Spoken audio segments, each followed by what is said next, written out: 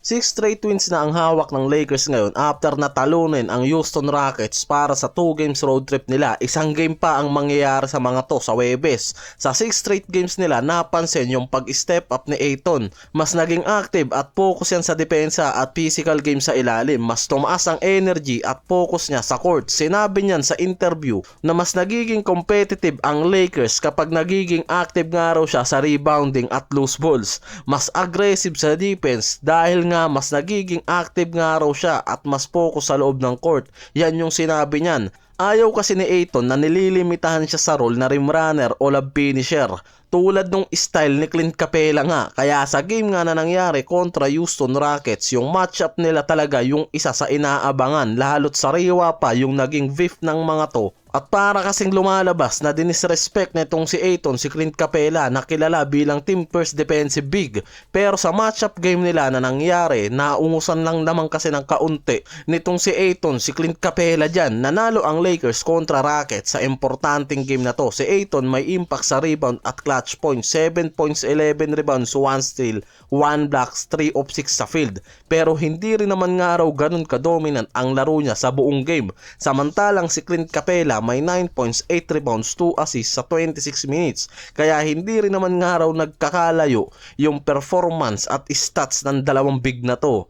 Diyan mismo pumasok yung reaction ng mga Lakers fans at sinabi na we know he ain't no Clint Capela dahil sa actual performance, sakto lang nga raw kasi rin yung naging laro ni Ayton. Hindi niya napatunayan na mas superior siya sa game kumpara dito kay Clint Capela. Kaya yung reality check, si Capela pa rin yung consistent na sa role, kilala sa defense at rebounding, samantalang si Ayton inconsistent nga sa buong season. Pinagtawanan siya at sinabi ng mga fans na hindi nga raw siya si Clint Capela pero hindi rin siya mas magaling kay Capela. Kaya sa report ang Lakers mas active pa rin nga raw talaga sa paghahanap ng pwedeng maging kapalit ni Ayton, lalo na kung mabibigo yung mga to ngayon sa playoffs. Nakaabang ang Lakers sa susunod nilang move sa offseason dahil si Ayton hindi nga raw consistent at elite defensive anchor para sa long-term plan ng Lakers. Hindi sapat para sa championship level team.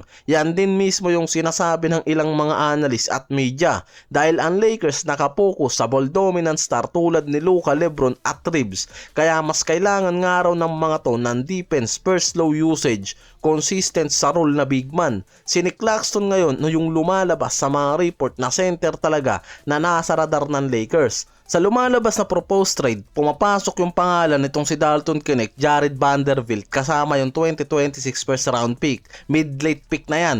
Dalawang player plus future round pick yung kayang ibigay ng Lakers kapalit ng isang elite defensive center na to. Si Claxton matagal nang nasa wishlist ng Lakers. Sa situation ngayon ng Nets, hindi nga raw talaga malinaw sa team na to yung direction sa rebuild mode. Kaya possible talaga na mag-open sila sa trade discussion at maging available si Nick Claxton sa market. At yan ngayon ang inaantay ng Lakers. Para ngayon naman, mas nakakaparang araw nitong si Redick kung paano talaga papatakbuhin ang tatlong core nila, si Luka, Reeves at LeBron. Dahil sa report kasi sinasabi dyan mismo na hindi na kailangan si LeBron na mag-lead sa team offense ng Lakers dahil based sa mga report ngayon at sinabi mismo ni Redick na mas nagiging effective ang Lakers kung si Luka ang magiging primary scorer at playmaker, si Reeves ang magiging secondary at magbibigay ng mas malaking offensive role. Si LeBron yung magiging supporting star at facilitator. Hindi niya sinasabing magiging third option si LeBron.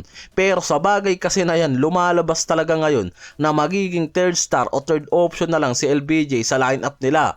Lumalakas ang role ni Reeves bilang secondary scorer at decision maker kapag pinagsasabay sila ni Luka. Sila yung mas high usage kaya natural na bababa nga raw talaga ngayon ang touches ni LeBron dyan. May mga analysis rin kasi na nagsasabing mas fluid ang offense kapag mabilis ang bola at hindi nakapokus sa isolation plays ni LeBron.